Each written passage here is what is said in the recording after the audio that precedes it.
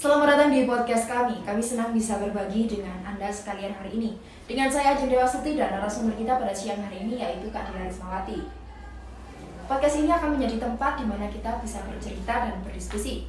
Episode podcast pada siang hari ini banyak mengandung sejarah Indonesia. Selamat siang Mbak Dila. Ya, selamat siang Mbak Ajeng. Apa kabar dengan Anda? Alhamdulillah baik. Semoga sehat selalu ya. Baik Mbak Dila, apakah Anda tahu tentang ATHG pada masa Orde Lama? Khususnya rentang waktu antara tahun 1959 hingga 1966.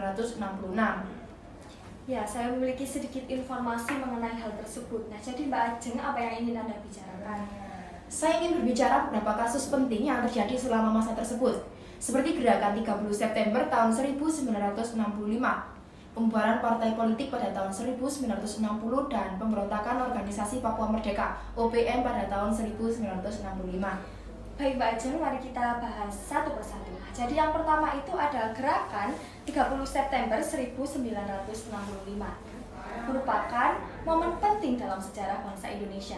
Salah satu faktor penyebabnya adalah ketegangan tinggi antara golongan komunis dan non-komunis pada masa itu. Iya benar Mbak, ketegangan tersebut mencapai puncaknya setelah pembubaran PKI pada tahun 1960. Ada juga konspirasi dalam PKI yang melibatkan beberapa anggota yang ingin mengambil alih kekuasaan dengan cara kekerasan. Tepat sekali, juga konteks internasional pada saat itu turut mempengaruhi dinamika politik di Indonesia.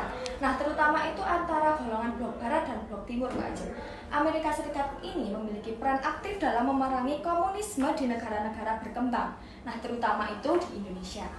Setelah G30S, dampaknya sangat besar. Salah satunya yaitu pembulingan Presiden Soekarno dan meningkatnya peran militer dalam pemerintah, dengan Jenderal Soeharto mengambil alih kekuasaan dan memimpin pemerintah Orde Baru. Benar Mbak Ajeng, dan pembasmian PKI serta gerakan kiri lainnya menyebabkan perubahan besar dalam landscape politik di Indonesia. Nah, hal tersebut juga diikuti dengan pembatasan kebebasan sipil dan dominasi militer. Selain G30S, ada juga pembubaran partai politik pada tahun 1960. Yang menjadi faktor utamanya yaitu ketegangan politik terutama antar golongan komunis dan non-komunis. Pembubaran ini juga merupakan upaya untuk menjaga kekuasaan dan stabilitas politik. Iya, pembubaran partai politik juga menyebabkan konsolidasi kekuasaan oleh rezim Orde Baru dan pembatasan pluralisme politik di Indonesia. Nah, hal itu tentu saja menyempitkan ruang untuk perbedaan pendapat, Mbak Ajeng. Ya, terakhir nih Mbak, pemberontakan organisasi Papua Merdeka (OPM) pada tahun 1965.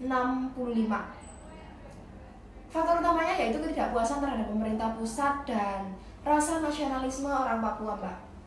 Ya, dan isu pengelolaan sumber daya alam serta tindakan kekerasan dan represi dari aparat keamanan juga memperkuat gerakan pemberontakan tersebut. Nah, dan pada akhirnya Mbak Ajeng, konflik berkepanjangan antara OPM dan pemerintahan Indonesia masih berlangsung hingga hari ini, menyebabkan ketidakstabilan politik dan kontroversi hak asasi manusia di Papua.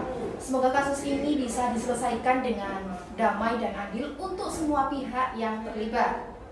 Oke teman-teman, kita simpulkan dari episode pada siang hari ini, yaitu terdapat 3 kasus penting yang terjadi selama masa tersebut, khususnya rentang waktu antara tahun 1959 hingga 1966. Yang pertama yaitu gerakan 30 September tahun 1965, pembubaran partai politik pada tahun 1960, dan pemberontakan organisasi Papua Merdeka (OPM) pada tahun 1965. Faktor penyebabnya yaitu ketegangan politik dan perebutan kekuasaan. Terima kasih Mbak Dila sudah meluangkan waktunya dan mau menjadi narasumber pada podcast kali ini. Ya, siap, sama-sama Mbak Ajeng, dan saya juga mengucapkan terima kasih karena telah memilih narasumber saya dalam podcast kali ini. Baik teman-teman, saya ucapkan terima kasih bagi kalian yang sudah mendengarkan podcast kita pada siang hari ini. Sampai jumpa di episode selanjutnya dan dadah!